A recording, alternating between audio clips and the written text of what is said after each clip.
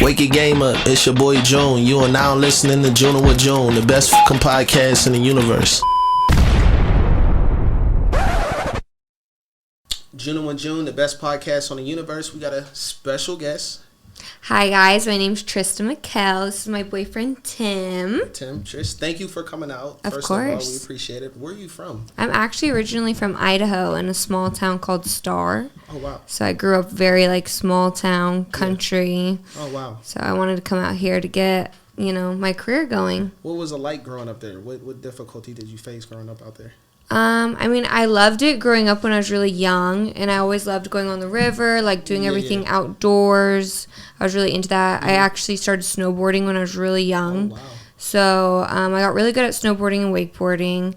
But then 2 years ago, I actually got in a crash snowboarding, so I broke my collarbone. So I actually haven't been since. Geez, sorry about that. Glad you're here. Thank you. I'm accident prone, so you guys will learn that. Yeah. But so I love doing outdoor stuff. I could go off jumps and stuff, nothing too crazy, but good for a girl, Yeah, no, that's crazy. Happy you're here. We do appreciate it. But like I said, what other stuff do you do besides snowboarding and stuff that you like to do? Snowboard, wakeboard. I love modeling, obviously. Yeah. So that was one of the things that really got me out of Idaho was, for one, there's no opportunity for modeling out there. For two, I felt like I couldn't really grow as a person. Yeah. And there's no creative energy out there. It's all you kind of plan what you want to do and stick to that plan. And I had so many different ideas, and I always knew I wanted to do modeling ever since I was young. I would watch the Victoria's Secret fashion show when I was young and get excited every year to watch it and just look at all the Guess magazines with the Guess girls and be like, oh my gosh, I want to be a Guess girl when I grow up.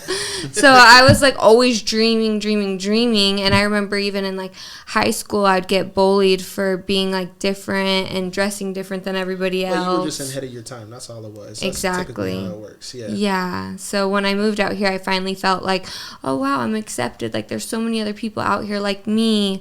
Everybody's just trying to come out here and create and be their own person. So I really love LA. What do you love about LA besides that? Because LA is there's so much stuff to do. There's so much networking. There's so many opportunities you can tap into out here. So what else do you like to do? So I love obviously all the creative people out here and all the amazing people I've met and opportunity, but I also love being so close to the ocean. I love being able to go to the ocean one day if I'm not feeling that well, or just need the ocean always grounds me. So it's me and him will be hanging out, and I'm let's just go to the ocean. It's so nice because you can be really in the city, and then all of a sudden you drive 30 minutes and you're by the beach. It's another reason why I love California. Very true. I love the weather too. Yeah, the weather. Yeah, so Idaho, how's the weather out there? We definitely have all four seasons. It's close to Seattle, correct? Right? Seattle, how far? It's by Montana. Right? Utah. Okay. We're surrounded by all those states. Did you go to Idaho, a college out there? No? Nope, I left right after I graduated. They got a good college system out there. Boise State. Yep, yeah. That's it. What is that, Pac-12? Yeah, I believe. We're the one with the blue turf. Yeah, that's it. Super crazy stadium. Y'all play Oregon, right? Is that Pac-12? I believe. I think so. Okay, yeah, no, beautiful place. I've been out there a little bit, but oh, you have? Yeah, so I actually lived in Seattle. Okay. So Seattle, I went to ASU, and that's Pac-12, and Pac-12. I think you're Big Sky actually, but in general, I took a visit out to Boise State for college, but I never went to the school. Oh, wow. Yeah, I had a couple friends that go there, that went to the school, and taking that trip to the college out there was whoa, super fun. Only thing is it's a super party school out there. Yeah. They go crazy out there. Because that's all we got to do out there is party, so there's everybody's open land out there too, right? Oh, yeah, there's a lot of open land. Out there, right? But also, I think it was 3 years ago, Idaho actually got in the top 10 places to live in Forbes. Makes sense. So now it's gone crazy. Everybody, even from here, everywhere we go, we'll meet people. And I say I'm from Idaho, and they're like, oh my cousin lives there. My sister lives there. And I'm like, oh my gosh, when I was young, nobody knew where the hell I was from, And now all of a sudden, exactly. So it's really blown up, which is good for Idaho. Yeah. But what opportunities right now that you're seeing, that's a big difference. So you're in LA. The modeling's going great, right? So what opportunities are you, accomplishing while being out here? Well, I get a lot of covers. I've been working on magazine covers a lot lately. I did this year's Maxim cover. Oh, wow. I was Maxim cover girl. And then also I was in Maxim US magazine as well. So that was a really cool experience because I got to actually go to the airport and pick up my magazine or the newsstands. That's so that was that was such a good moment for me. Wow, that's big. Yeah, that was a really big moment. And then now I'm starting to work more with brands since I always started out modeling, but as it came, so did influencing. It kind of came along with it. So now I'm working also with brands like Fashion Nova, Pretty Little Thing, Opali, all of those, because it kind of just came with it. Yeah. Big difference from Idaho. Out here, you accomplish a lot way quicker compared to where you're from. So I can only imagine those big brands. How does that work? Do they reach out to you? Do you reach out to them? Or? I actually have a manager, I would say, for it. Okay. He helps me get the brands. He's definitely helped me completely with the brand side and marketing side. His name's Leo. He's literally amazing. But so he's helped me with that because he had the contacts for that. Nice. So, yeah, he's been a big help with my career in the last 6 months. Oh, wow. So what other things do you do besides the modeling, the snowboard? What's a typical day when I wake up? What do I want to do, When I wake up, I always try to go work out. Some days it happens, some days it doesn't. What's the day, one of them days? Yeah, that was one of those days. I didn't work out today. I mean, it's a Saturday, so. I try to work out. If not, then usually I'll have a shoot planned or something like that. Or then hang out with my dog. I have a little Pomeranian, so I hang out with him all the time. And then he usually gets home and we end up going out somewhere for dinner. Nice. What's your favorite food spot in LA if you had to choose? You say dinner, which means you go out a lot. So it's tough to say. My favorite, we're actually going tomorrow, Nobu Malibu. Oh my gosh, you just said that. I actually never been there. Have you been there already? Yes. I've been to every other great spot, but I've never been to the one in Malibu. Oh, you have to go, especially in the afternoon, so then you can watch the waves. The view and the sunset and everything like that. Wow, that's amazing. Mm-hmm. What other foods do you like? Or are you you like fish or? I love sushi. Literally right before we came here, I was like, wait, we have to stop. We have to stop and get sushi. Did you stop and get some? Yep, What's we some did. Good sushi spots you can recommend? Literally Nobu is one of my favorites. For sushi? Uh-huh. Oh, man. So, and then, what's the other place I'd say we go? Bowie in Malibu is so underrated. Yeah. They got the steak that they fry right on top of it. Oh yeah, that place was good. It's so bomb with the special sauce that I'm gonna need some recommendations after this podcast. Yeah. I have a lot of sushi places. I love sushi. And then of course sugarfish if I'm hanging out at home. Been there. Wow. Oh, I like it almost more for takeout because then it comes on the box and it shows you how to do it and it's all cute and I'm like. That's what I do when I don't want to go out. I got a friend that did orders in and it's in a white box. And it's so yum. Big. They put a lot in there. Yeah. Mm-hmm. And it's all really fresh, good fish. So wow. I love sushi. Oh, that's nice. So you, I heard that you were in the hospital. Could you enlighten us about that? What happened? Yes. So I was in the hospital for about a month and a half, almost 2 months. Well, we're glad you're here, by the way. Thank you. Yeah. So I was in the hospital for a while. I had a infection called necrotizing fasciitis. Oh, wow. And it's a flesh-eating disease or infection, so it was eating the inside of my body. Yeah. And I didn't realize I had it. I felt completely fine. Just my heart rate was going up, and I was like, what the heck's going on? My mom comes into town, and she takes my my pulse. I was laying in bed. This is at 12 at night. It's going 144, like I was running, So she's like, we need to take you to the hospital. So I'm like, okay, thinking, okay, they're just going to give me some antibiotic or something. Yeah. I get to the hospital, and they literally tell me, they take my blood work, everything. They come back in. They're like, we're going to have to take you into emergency surgery right now. What you have, only 1 out of 3 people usually live. So we're going to allow you to have some time with your mother and also call your family members. Must have scared you right then. Oh, I thought I was dying for sure. Must have scared you so I only called my dad and my sister. and I was hugging my mom, but I was trying to be like super strong in front of her. I was like, it's gonna be okay. It's gonna be okay, Mom. If you are scared, it's gonna make it even worse. Yeah, and I did not want to see that. So after my mom got excused for the room and they were taking me off to get the first surgery, I literally looked at the doctor and was like, am I gonna fucking live? Like, I start going crazy once my mom's out of the room. I'm like, you tell me, like, what the hell's going on? Like, and he was just like, all he could say was like, all we're gonna do is our best. That's all we can do. And that's like the worst thing here. I know. Right before I'm about to, I'm gonna try. What did you just say? Exactly. So I can only imagine what you were going through as well. Yeah. So it's like at that point, just like put me out. Like, I don't want to have to overthink this. Yeah. So I woke up in the ICU. My hands and legs were buckled to the bed so I couldn't move. Wow. And I had tubes all down my throat so I couldn't, my mouth was stuck completely open, like breathing tubes because I couldn't breathe on my own. Wow.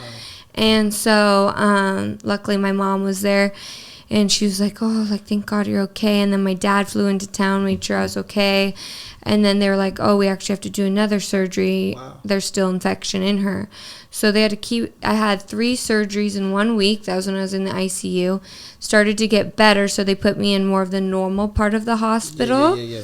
But I still ended up being in there for 3 more weeks and got 6 more surgeries. So altogether I ended up having to get 9 surgeries. Wow, that's a crazy process. So it ended up being a very, like, traumatic thing for me this year. And obviously with being a model now I have scars. So I'm working on, like, first being mentally okay and then now going out for jobs and stuff, explaining before I go, like, hey, I have a scar, like, I need you guys to know this before so it's not a surprise when I show up, you know.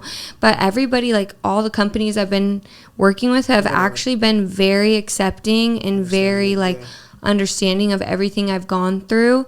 So it's, like, really made me appreciative of, like, how kind people actually can be if you tell your story and, like, how accepting people can be. Because I was very scared, like, every time getting a job, like, oh, now I have to go be embarrassed of these scars, when really it's like, it's battle scars, like, I'm here. It's a beauty wound, you know? Exactly. And then right when I got out of the hospital, I actually met Tim.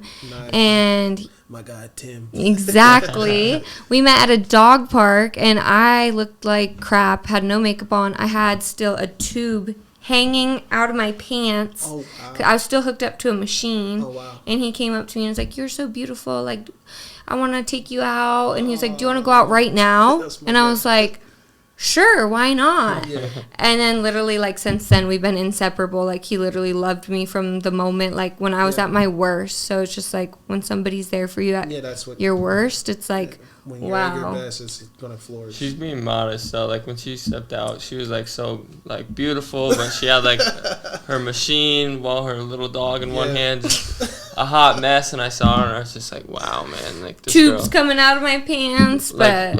Forget everything else. Just, like, seeing her, the way she carried herself. And, like, after she got it together, had everything, her machine and her dog came over to her. And I was just like, you're perfect, you know. I didn't see no flaws. And just like that, it was like instant. Yeah, and our conversation was nonstop. As soon as sounds like a love story. Right? As soon as she got home, I called her. We spoke on the phone for hours, and then every day since, I just made excuses to come over, see her, and it just went from there. Oh, and by the way, my parents. Sorry. No, you're fine. By the way, my parents were also had moved into my apartment with me to take care of me. Oh, wow. So him coming over, like, our second time hanging out, he already had to meet my dad, and my dad's like protective over me after everything that just happened to me, and so he's like, "Who's this guy you're bringing over?" You know, and so.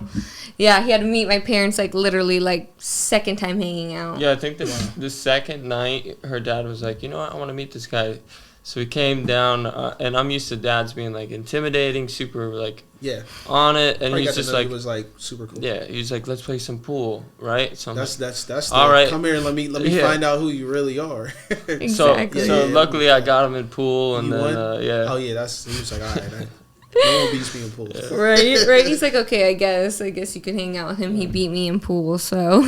But he was very, like, accepting. Super. Him and his wife, her mom, so welcoming, and you know, me coming from, like, having no family to meeting them, where it's been, like, such a blessing to, be accepted and stuff like that. Yeah. So now that, both being in LA, Tim, and, being in LA, how does it feel like, when you go to certain places, when you go out, how do you maintain that relationship? Like with living in how LA society is. LA's like really fast, and the like you could really get off track really quick. Yeah, I mean, I think just like how we've done it is like for other people that need advice on that. Yeah, do you mean as a relationship or yeah? I feel like your connection right there. I feel like our connection has just been so strong since day one, literally. That like I know. Neither of us think about other people. Like, it's not like that every day. We're like, oh, when do you get off work? Like, when are you doing this? Like, I'm constantly thinking about what he's doing. He's constantly, like, checking up on me. Like, I feel like it's a very mutual respect we have for each other. Nice. Any other places you would want to live besides LA? Or you're like, LA's it? I think LA's it. You ever think about living outside of the country? I mean, second home. Yeah. I mean, hell yeah. LA, I came from Idaho. I can't, Right. Like, as a second house, we could have somewhere. Yeah. Where's your biggest, fan support or people that, show the most love? Actually, here in LA. It's LA? If I look at my demographics, it's LA. It's LA? Yeah. And how did you, for people, trying to gain that following, how did you do that over the years? I started an Instagram when I was 14. Oh, wow. But I didn't start getting followers until I was 18, posting sexier stuff and how I actually It's the only thing the guys like in this generation. For some reason. Yeah. Exactly. Yeah. So how I kind of started though was when I was 16, I got scouted by this guy named Mark Frazier. He used to do all the body paint for the girls at the Playboy Mansion. Oh, wow. And so he called me in to do that. And I was like, I'm only 16.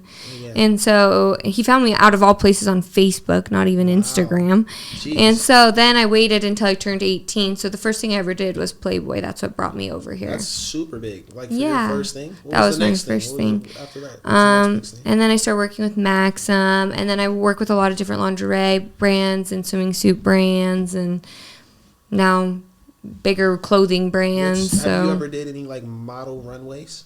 Yeah, I actually opened a show in the Philippines. Oh, wow. Yeah, their worldwide fashion show. I got to open the whole show. It was super cool. If you could do a collab shoot with another, model, who would it be? I think it'd have to be Bella Hadid. Oh, wow. Yeah, she's so beautiful, and I admire all of her work, and I think she's an artist on top of being a model, because you can tell she puts a lot of creativity into everything she does, and she believes in all of her projects she works on, Exactly. Do you ever think about actually, how people get behind the scenes? So, people do photography on you towards your modeling. Do you ever think about getting behind the scene and actually directing some shoots? Yeah, I mean, I think it'd be really cool. One thing that he even tells me oh my God, you're so good at is setting up the location, and then I love styling it. I love to do every part of the shoot. Exactly. I also do my own hair and makeup every once in a while. If a company already's oh, you have more coming makeup and hair, however they say it. Yeah.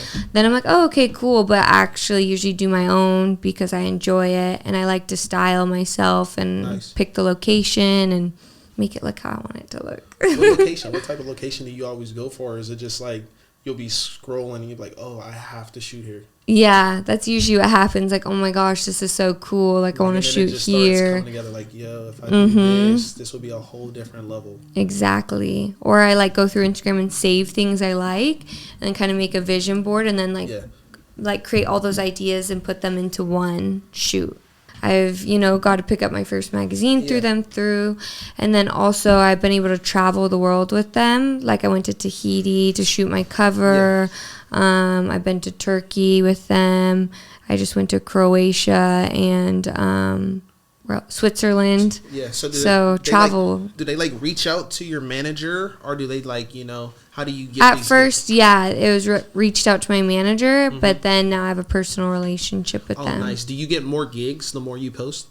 Yeah, seems like it. And the more you stay on top of your stuff, because people, I feel want to they're more likely to sponsor you or do brand deals with you if you're posting a lot, because they're oh, okay, she's gonna get our content out you know. How does that work? I can only imagine your closet must be like.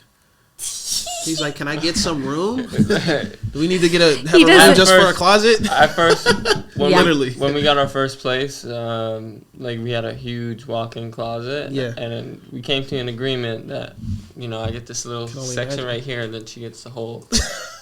Yeah. It's like, I just want one spot right here. Because I can only imagine what the brand is. You probably get clothes coming in every day. Oh, yeah. And now it's slowly starting to take over his side, too. And the guest room closet. I mean, I'm chilling as long as I can hang my shirts and fold my jeans. Start my day. And get some stuff right. No, that's nice. How's pay going with, you know, when you do stuff like that? Do you make a lot of income off of it? Like, is that a good industry? It's a good industry to get into, like, especially if you have a lot of women followers. Yeah. Like, then they pay even better, you know, because they're trying to get towards the girls. So girls can buy those clothes. So a lot of companies like it better if you have more of a girl demographic. Yeah. My demographic is a lot of guys. Yeah. Just by, like, how I started. But I'm working on getting it more women. Do you have a clothing brand? No, I do not. You ever think about getting one? I've thought about doing that, like swimwear, stuff like that. You're with a lot of different models when you go to the, like, you know, Playboy and stuff like that. So if, you know, you have a clothing, it's like, hey, girl, rock this. And then, you know, that brand can instantly, you know. Exactly. Especially having so many friends that do the same thing. It's like we could all send each other, like, what each other does and promote it, you know, like, all help each other. So I've definitely thought about doing that. Yeah, that would be major. What's your favorite artist? Do you listen to music? Well, clearly everyone listens to music, but what is one of your favorite artists? My ultimate favorite, what type of music do you like? I'm kind of like goth, but my favorite is Lil Peep. Lil Peep? Yeah. Didn't he pass? Yeah, he passed away a few years ago. Okay. Yeah, but I still listen to all his music. Yeah. I love him. Like, I'll always be a Lil Peep fan. Yeah. Have you ever went to, like, a concert or anything? Have I been to a concert? Yeah, yes. Of him? Yeah. No. R.I.P., you know. So there's a lot of people that are like, it sucks because, like, the last 2 interviews I had, we brought up artists. And it's like Lil Xan, and you had brought up Lil Peep. You know, this generation type of music. And a lot of people are, like, ODing off of these drugs. I know they're all passing away. Yeah, and it sucks. Like, you know, the fentanyl and stuff that's going on and stuff like that. And it sucks. You know what I mean? So we were literally just talking about that. And it's funny that you said Lil Peep. Because it's like another one. Another one. Literally another one. Like another Juice DJ. WRLD. I love him, too. I love his music still. So sad. And we were also talking about, like, why don't friends step in, you know, and like, yo, why are y'all, you know, if I had a friend that was doing that and stuff like that, I'd be like, come on, man. Especially if you're overdoing it too. It's like, you shouldn't be doing that. Exactly. You're only going to kill yourself. Yeah. You know what I mean? So it's one of those things that, it's kind of a matter of time, not a matter of when. And especially in LA. LA's fast paced, you know, but a lot of these people are traveling so much. Do you ever feel like being in LA, it's just too fast paced? Sometimes, yeah. Sometimes I feel like life's flying by and I'm like, I just need to, like, chill out. But it's so hard because it's like every day something. Literally. So, like, it's funny. In Pittsburgh, I'm from Pittsburgh, lived in Seattle, right? Days went so slow there. So slow. It feels like every day I wake up here is a Friday. Every day. Right? I don't know what day it is sometimes. I'll literally look at, dang, it's Friday already? Start getting the text, boom, hey, what Mansion Park, where you going? You know what I mean? Like, is it Friday already? You know, I'm like so confused. But you start realizing how fast paced LA, and not just LA, the Miamis and the Vegas, like, it's really fast paced. And you can really get lost off, you know, moving too fast and not actually, like, you know, enjoying and appreciating life and stuff like that. So, but I'm going to cut the time short because it is about that time. I appreciate you coming out. First of all, thank you. Thank you, Tim, as well, for coming out. We appreciate you. Thank you for having us. We appreciate it. Always in it with some motivation. Right now, you are a person that a lot of people look up to. So if you could say some motivation to your followers and, you know, people, not just followers, but people that need some motivation, could you give them a little knowledge? Yeah, so I actually would like to go back to what you were saying with, like, living fast paced and things like that, just to really stop and appreciate life, because, like, what happened to me this year, it was out of, like, you know, I didn't know I was going to die. And one thing I really like was starting to regret when I thought I was going to die was not appreciating moments as much as I should have, and really stopped to like realize, okay, I'm here now and this is exactly what I wanted years ago. So like even now, like I'm always like, oh, what's that next thing? What's that next thing I want to do? And I'm never like sitting here thinking, oh, well, I've already accomplished all the things I wanted to do 1 year ago, 2 years ago, 3 years ago. So I think it's really important to stop and look at all the things you've done already and really appreciate that, and take time for yourself to give yourself love for accomplishing everything you've ever wanted, you know? You heard it from her. Junnin with June, the best podcast in the universe. Wake your game up, it's your boy June. You are now listening to Junnin with June, the best fucking podcast in the universe. Alright, that's a wrap.